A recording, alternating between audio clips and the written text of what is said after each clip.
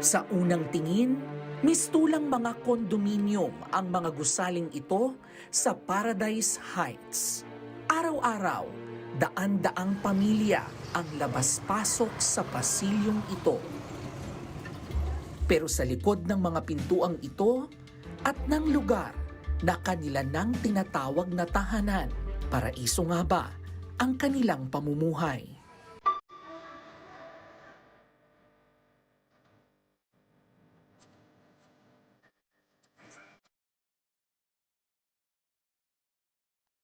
Hello po!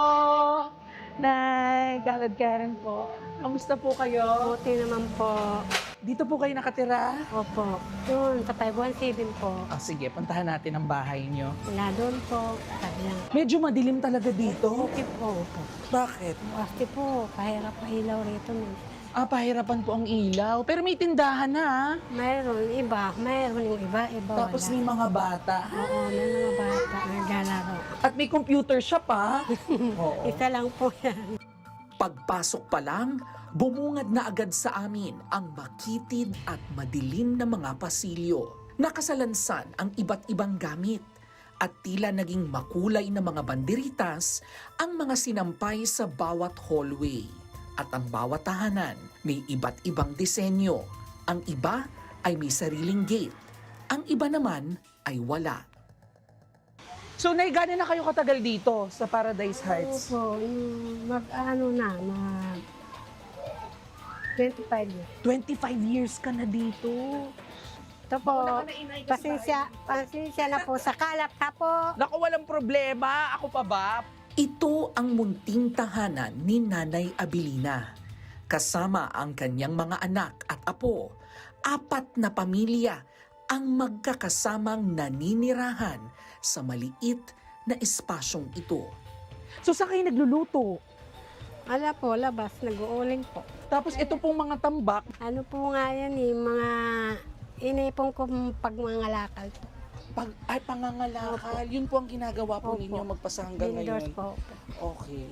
Tapos saan nyo po binibenta yung mga nakukuha nyo po sa ano pangangalakal? junk shop po. Sa junk shop. Opo. Hanggang ngayon po, nagtatrabaho pa po kayo. Opo. Pag wala kong madiskarte, ayan ang hanap buhay ko. Sa ikalawang palapag, naglagay naman ng dibisyon si Nanay Abilina upang magsilbing kwarto ng kanyang mga anak at apo. Fairness na, talagang medyo makipot ang ating Opo nga po.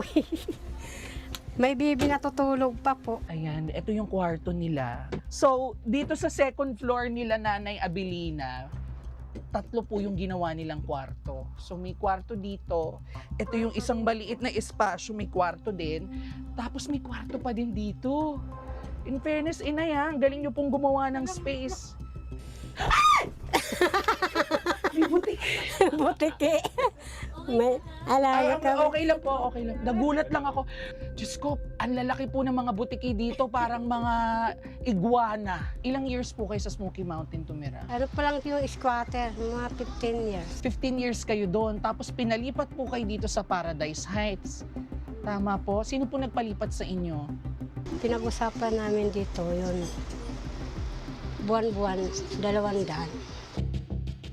Mahigit ilang dekada na ang nakalipas bilang bahagi ng Smoky Mountain Development and Reclamation Project, inilipat ng National Housing Authority o NHA ang mga pamilyang dating naninirahan sa Smoky Mountain sa Paradise Heights. Ang kanilang pangako, mabigyan ng permanenteng pabahay at makapagsimula muli ang mga residente. Paraiso ang proyekto para sa mga katulad ni Nanay Abilina na nakatira lamang noon sa bundok ng basura. Kamusta po yung buhay nyo dati sa Smoky Mountain? Wala rin, ganun pa rin po. Scavenger pa rin. Hanggang ngayon, scavenger pa rin. Wala rin pinagtunguhan. Ang mga anak ko ay yung pinalaki ko. Sa pagwabasura lang po. Naawang ako sa mga anak ko. Paano kong gagawin? Nahingi na nga lang na pakakainin nila, okay lang. Kung hindi, okay lang din. Sabi ko, pag nagbigay kayo, salamat po. Pag wala-wala, kaya ko nang mag-tis. Ganang buhay ako, sarili ko po. Mahirap po ang buhay. Opo. So, saan nyo po kinukuha yung pambayad nyo po ng renta? 200 kada buwan. Wala, minsan po di kami nakabayad. Laki nga ano namin ngayon po. Nasa 10,000. Ang utang po ninyo. Oo, sa initsi po. So, ibig sabihin yung 10,000, nasa 10 taon na po kayong hindi nakakabayad ng renta. Opo. Bakit po hindi kayo nagbabayad? Wala po kasi paghuhugutan. Eh, paano po yung tubig ninyo, yung ilaw po ninyo? Paano po Ano? yung kuryente? Pinagambag-ambagan lang ng mga anak ko. Pag kumita sila, Yung buhay po nyo dito sa Paradise Heights, maituturing nyo po bang malaparaiso? Katulad po ng ipinangako sa inyo ng gobyerno. pahirap ng pahirap, wala pa rin pagbabagong. Pangarap ko magkaroon ng magandang bahay at pamumuhay. Malayo sa paraiso ang ipinangakong bagong buhay para sa mga taga Paradise Heights dito sa Tondo, Maynila. Mahigit 2 dekada na ang lumipas nang sapilitan silang ilipat dito ng gobyerno mula sa Smoky Mountain, dala ang pag-asa ng mas magandang kinabukasan. Ngunit sa paglipas ng panahon, tila imahinasyon pa rin ang buhay paraiso na ipinangako sa kanila. Bukod kay Nanay Abilina, binisita ko rin ang iba't ibang tahanan sa Paradise Heights. At sa bawat pintuang aming kinatok, mas lumitaw ang magkakaibang kalagayan ng mga pamilyang naninirahan dito. Dito ko rin nadiskubri na hindi lahat ng residente rito ay nagmula sa Smoky Mountain.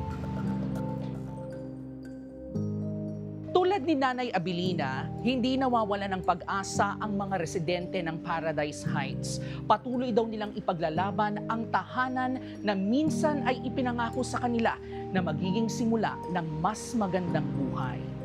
Jervy Wrightson, mukha ng maliliit, isyong malalaki, dokumentado. Mga kapatid, Jervy Wrightson po, eto na nga. Para sa latest showbiz news at iba pang kay-alaman, mag-follow at mag-subscribe na sa social media pages ng News 5.